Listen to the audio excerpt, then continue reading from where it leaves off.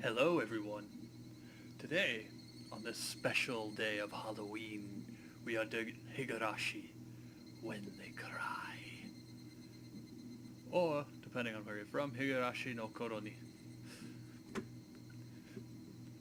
Let us begin, my children.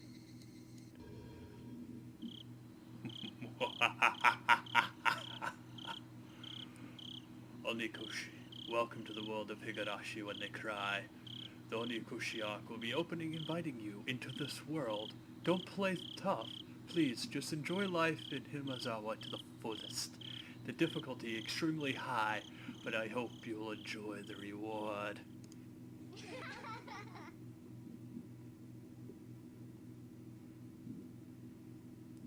Please do not laminate. I will forgive you even if the world will not forgive you. Please do not lament. I will forgive you even if you will not forgive the world. So please tell me, what will you take for you to forgive me? Frederica Buncaster. This is a work of fiction. Any resemblance to actually person or organization is entirely coincidental. AD 1983, the earlier summer of the 58th year of the Showa era.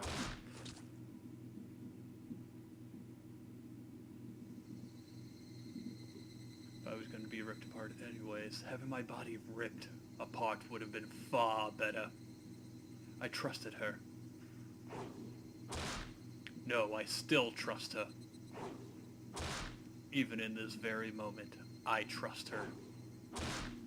But I'm starting to realize I only wanted to trust her because I refused to accept the truth. It was as if I was trying to convince myself in such a silly, sobbing voice. And those tears making it hard. That mechanical repetitive sound finally stilled and everything fell silent. Only the cry of the cicadas remaining, annoyingly loud. And yet, I felt as if I could hear her voice. But that is not possible. She is no longer speaking. The only one crying is me. She never cried.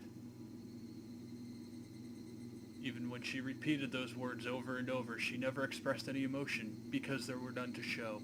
If she had no tears to shed for me, then I shouldn't need to shed any for her. Then why? This pain, my eyes getting moist. Why was this happening? I still wanted to believe. I hadn't been split apart. That's enough, right? Inside me, an inner voice whispered gently. My spirit had suffered enough. And countless times I've wavered over whether I should just throw the battered thing away. Except, I've stubbornly refused to do that, haven't I? I'd feel better if I just threw it away, even knowing that I chose to believe, didn't I?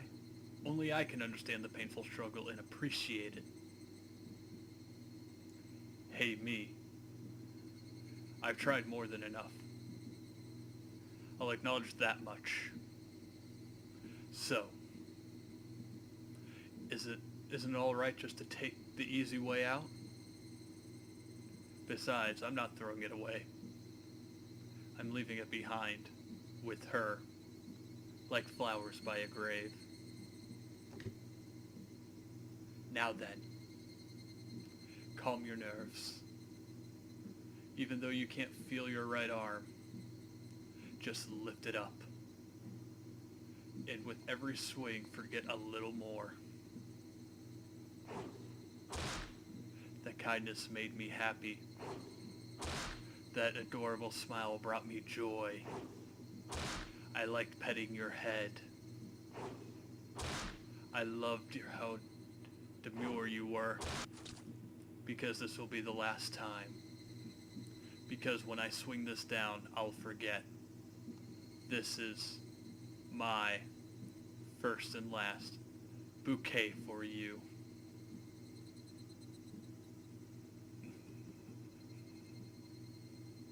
Perhaps I really did love you.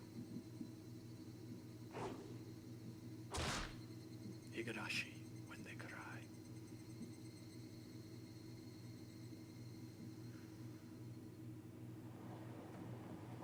Somebody has been apologizing for a while now. I wonder what she's apologizing for. I felt it wrong to eavesdrop, so I tried to ignore it. It had been a while since the last time I went to the city. I only returned to attend a funeral of a relative. Even though I lived there until last month, I found the bustle of the city to be overwhelming. The skyscrapers and the multi-lane roads, the melodious cacophony of the crosswalk, even the campaign speeches blaring in front of the station felt nostalgic.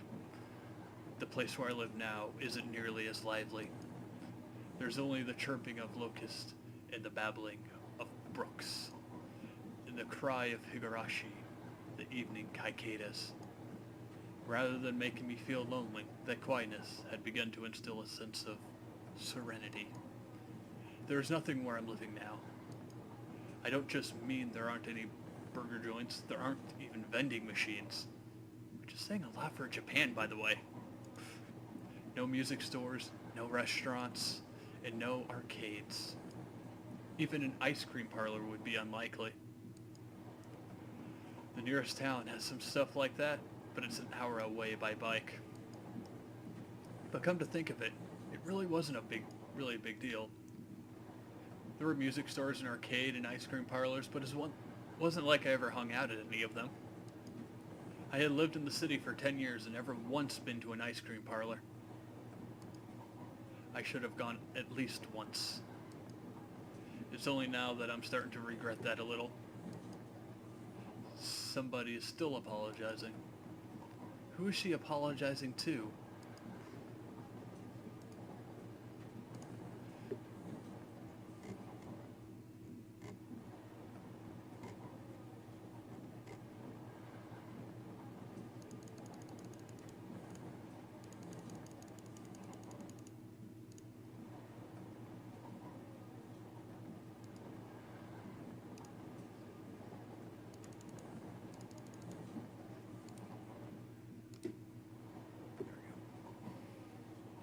She's apologized so much, so just forgive her already.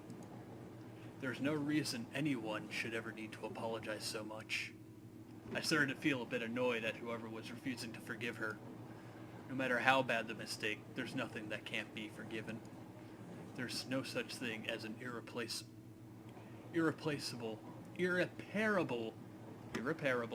mistake. You just need to be more careful next time. She's still apologizing, even now. Then, has she really done something that can't be fixed? I have no idea what she's done, but if it can't be fixed, then what's all the more reason to forgive her? No matter how much she apologizes, nothing will change. Even so, she keeps apologizing in such a heartbreaking voice. Hey you, the one she's apologizing to. Why don't you just go ahead and forgive her? She's apologizing in such a pathetic voice. Keiichi, we're almost there. Wake up. I was finally aroused from my nap by my father's prodding.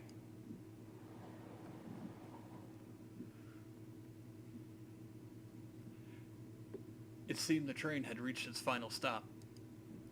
We'd spent hours riding everything from the bullet train to the local routes. It was hard to believe that the landscape beyond the window in the city I was in half a day ago were in the same country. No, that they were even from the same era.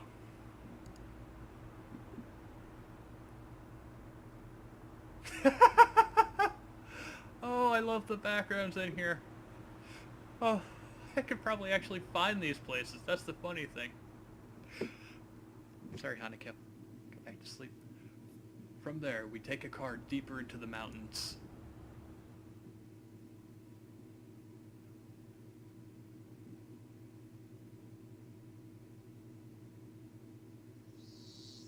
Past where the dense forest encroaches upon the mountain road suddenly opened up.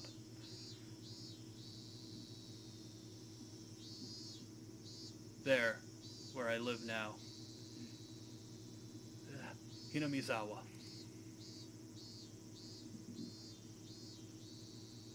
When they cry.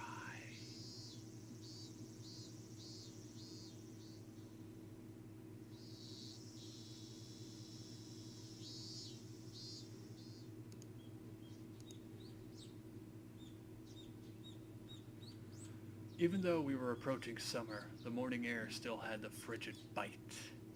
Although in exchange you could fill your lungs up with crisp, clean air. Flipping open the window, I was greeted with a verdant expanse. Nothing but trees. The neighboring house was far away on the other side. So I was probably the only one enjoying that view in the air. I filled my lungs with another deep breath. Since I started living in Hinamazawa, I learned that even air had its own taste. I quickly finished getting ready for school and headed downstairs for breakfast. My mother was the only one there. My father was nowhere to be seen. He was probably up working until the early morning. Dad had a rather unconventional job as a painter. It is such a laid-back profession. Getting up when you want, sleep when you want, and work when you want. I was so jealous of that easygoing lifestyle. I even wrote for school that I wanted to be a painter when I grew up. Dad was ecstatic about that. Just because it looked so easy. I never tell him that, though. Mom laid breakfast out on the table. Seaweed, pickled vegetable, raw egg, and grilled salmon. Oh, that sounds good. My mom was such a good cook, it was scary. A perfect, immaculated, ideal breakfast.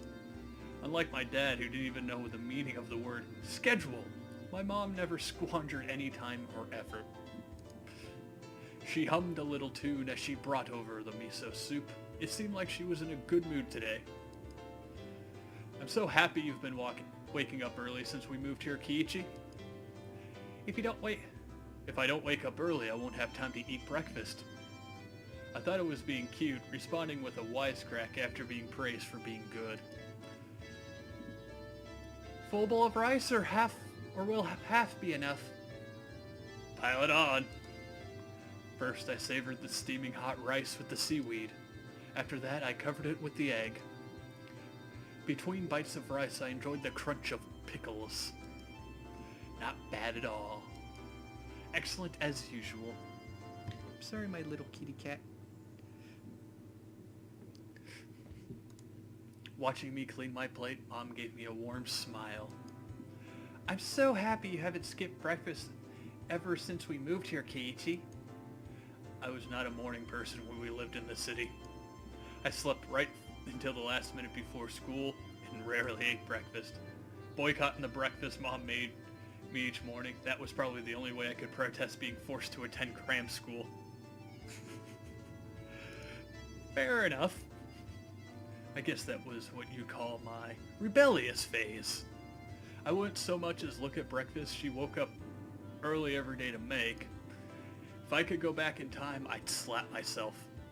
Mindful of the time, Mom rushed me along with a wide grin. Isn't it about time to meet up with Rena-chan? Hurry, hurry!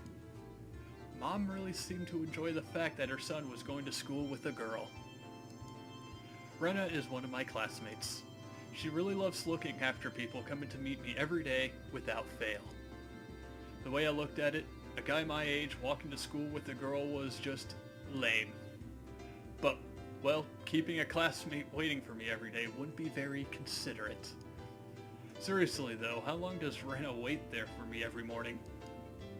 Taking one last gulp of miso soup, I raced for the door. Please thank Rena-chan for the pickles. Come to think of it, those pickles aren't store-bought, were they? If I'd known that, I would have savored them a bit more. Morning!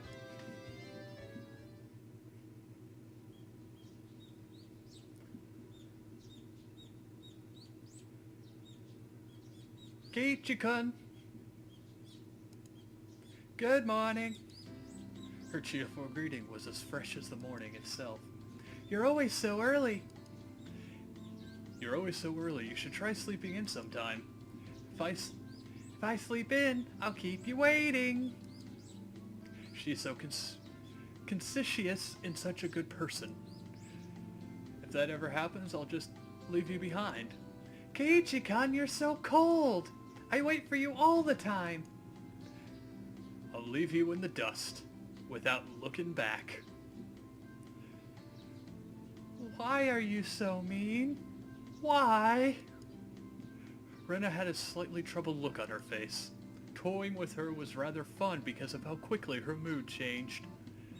I'm kidding. I'd wait for you. With those words, Rena seemed to relax. Her face flushed bright red. Thank you. I'd wait forever until you came, Rena.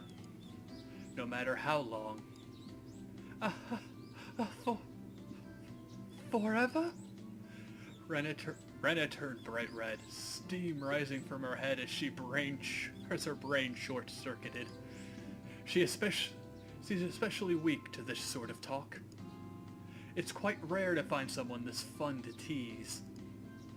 Have you ever read a romance novel, Rena? I haven't never read any before. From that response, I gathered she was interested in them, but was too embarrassed to actually buy one.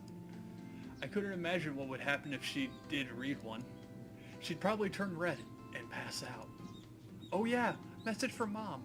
Message from Mom. Ugh. Oh yeah, message from Mom. She says thank you for the pickles. It was nothing. You're welcome. How were they? Not too salty? They weren't that salty. Actually, they had a pretty light flavor to them. It would have been fine to just be honest and say they were good, but apparently I couldn't be that forthright. I'd like to ask something before that. Were you the one who pickled them, Rena? Or was it your mom? Huh? Why do you ask? Were they too salty? Her attitude completely changed as she began to panic frantically. It was you, Rena. Or was it your mom? Why are you asking who made them? Why? Depending on who made them, my opinion of them might change drastically. She counted frantically on her fingers, trying to remember the amount of salt she used to pickle them. It wasn't like I was trying to tease her, but I couldn't stop myself. Guys who take pleasure in this kind of thing are probably the worst. Guys like me. Rena nervously opened and closed her mouth over and over, trying to muster a response. It was me. Delicious.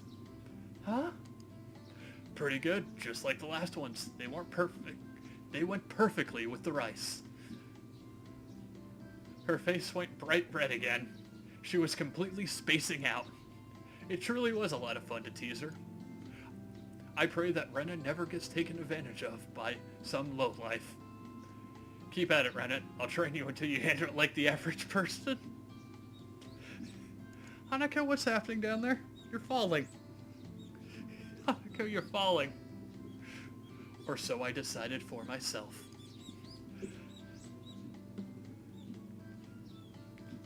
Let's go. If we keep Mionri waiting, we'll never hear the end of it. Seeing as she just keeps spacing out otherwise, I called Rena back to reality so we can make our way to school. This strange, easily flustered girl is Rena Ryugu. I've only known her for about a month, but I've come to realize it's not just her name that's strange.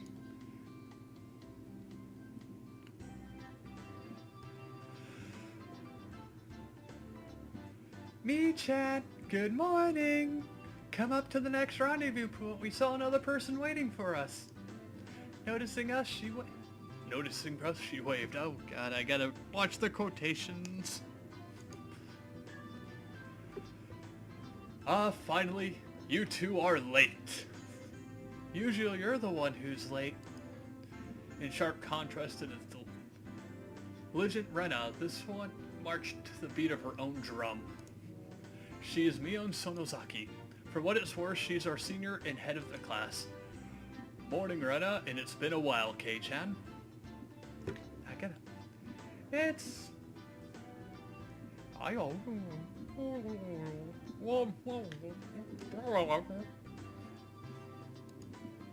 How many hours? I was only off 2 days. You don't say. You were so much cuter back then. Mion's gaze stared at my chest, then dropped straight down, focusing on a point between my legs. So she was saying it was my crotch that was cuter back then. Before you ask, just to be clear, I've never actually tried to show it to her. I've grown quite splendidly. You'd be surprised. Not only is she bigger, but she has a little mustache now. Being so encouraged with energy every morning is quite a problem, though. I'll introduce you next time, so be sure to greet him properly. Don't say next time, right now is just fine. How about letting the little guy get a breath of fresh air? I don't think I've ever heard talk so dirty you could smell it fouling up the air before. Mion sure does act like an old man sometimes. Gotcha. Time for the big reveal. Hope you don't regret it. As my hand reached for my rifle, Rena began to ramble in near panic. Hey, what are you talking about? What are you talking about? What are you talking about? Red-faced and flustered, Rena tried to play dumb, but it was obvious she knew exactly what we were talking. Bye, Hanukkah. How was it? Seeing the city again. Mion switched gears, dropping the dirty talk and changing the topic to something more befitting the pleasant morning. I only went for a funeral, but I didn't have much time. So yeah, did you look for it? That thing I asked for?